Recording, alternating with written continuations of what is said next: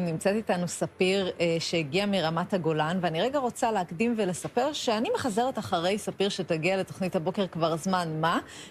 מיתרונות המצב הבודדים, עכשיו היא הסכימה לבוא עם הגלידות הקסומות שלה.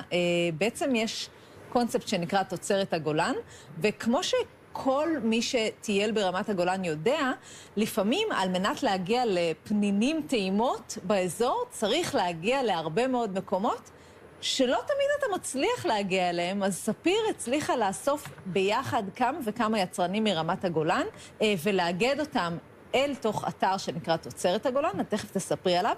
במקביל, יש לה גלידריה שמביאה לידי ניצול באמת אופטימלי של חומרי גלם שגדלים בגולן, והיא עושה מהם גלידות משגעות. אז בואו רגע נדבר קודם כל על הגלידות, כי זמנם קצוב. הכנסנו אותנו לאולפן, אנחנו רוצים לפרגן. תספרי על המיזם הזה. אז קודם כל ממש כיף לי להיות פה, ובאמת גם אני רציתי לבוא הרבה זמן, אבל באמת זה קשה מרמת הגולן להגיע. נכון. אז אני ובעלי עברנו לרמת הגולן לפני 3 שנים, האמת גרנו פה בהרצליה, חיפשנו קצת שקט, עכשיו קצת פחות שקט, אבל בעזרת השם יחזור השקט. הלוואי. אז בעצם שהגענו, ראינו את כל היצרנים המקומיים שמייצרים כל כך הרבה דברים מדהימים ומיוחדים ברמת הגולן, ומבחינתם אנשים מקומיים חושבים שזה משהו רגיל, שיש מישהו שמייצר דבש, ויש מישהו שמייצר יין, ויש מישהו שמייצר כל מיני דברים, גרנולה. ואנחנו ראינו את זה כמשהו מיוחד, כי באנו מהמרכז. כי זה באמת מיוחד. זה אכן ככה, כן. אז אמרנו שבעצם נאגד את כל היצרנים המקומיים, וככה מי שמגיע לגולן יוכל ככה ליהנות מהתוצרת המקומית שלנו ולקחת אותה הביתה, וגם האתר שלנו בעצם מנגיש לכל הארץ את התוצרת המקומית של רמת הגולן, זאת אומרת שכל אחד יכול להיות בבית שלו ולהזמין הביתה את התוצרת. כן, שולחים? בתקופה הזו יש אופציה להזמין אליכם, ואני משערת שזאת הפרנסה העיקרית כרגע, ולא רק שזה, את יודעת, זה לא רק מפרנס אתכם שיצרתם את המאגד, זה ממש שרשרת שמגיעה עד ליצרן הגרנולה שתיארת, וזה באמת מסייע לכולם. שאגב, יכול להיות שעכשיו בתקופה כזו שאנשים לא עולים לגולן ולא פוקדים את העסקים בעצמם, זו ממש הפרנסה היחידה. בהחלט אופציה לתמוך. בואי נדבר אז רגע טיפה על המארזים עצמם. יש כאן כמה וכמה אופציות, ספרי. אז בעיקרון גם אפשר לקנות באתר אונליין את המוצרים בבודדים, אבל אני גם עושה מארזי מתנה, גם לאנשים פרטיים שמזמינים מתנות ליולדת, למזל טוב, לחתן, לחותנת, אבל גם לחברות וארגונים שמזמינים לעובדים שלהם ככה מתנות לחג. יש כאן שמן זית מצוין, יש שוקולד של דקרינה שגם את משתמשת בגלידות, נכון? נכון.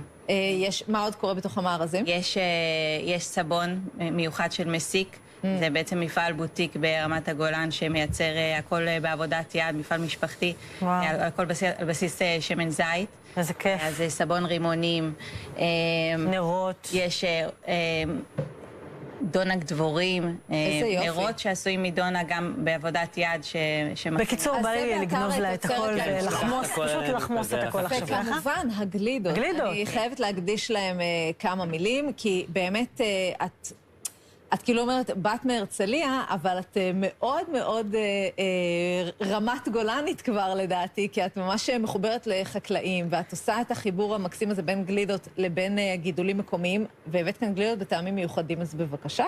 תגידי לנו, מה הטעמים? אז בעיקרון, אני בכלל פסיכולוגית חינוכית. אני עשיתי הסבה כזה לנפש שלי, במקום לנפש של אנשים אחרים. כן. אז בעצם באמת, ככה הכרתי את כל היצרנים המקומיים, וראיתי שאפשר בעצם להכניס את התוצרת שלהם בתוך גלידה. וככה לנצל את התוצרת החקלאית המיוחדת שיש לנו. אז אני אספר שכאן גלידת דבש עם שמנת ממחברת יוסף, ויש גלידת בזיליקום, מבזיליקום הידרופוני שגדל ברמת הגולן, נכון? וגלידת שוקולד. זהו, סליחה, אנחנו פשוט חייבים לסיים, ורוצים להגיד לך תודה ענקית. תודה ענקית, זה גם יצירתי מאוד, וגם זה פתרון אדיר לישראלים שרוצים לתמוך בחקלאים של רמת הגולן וביצרנים. תזמינו. תודה רבה. כמובן תבקרו בגלידריה כשאתם באזור. מרגישים מספיק בטוח לנסוע, בטח. נשמח מאוד.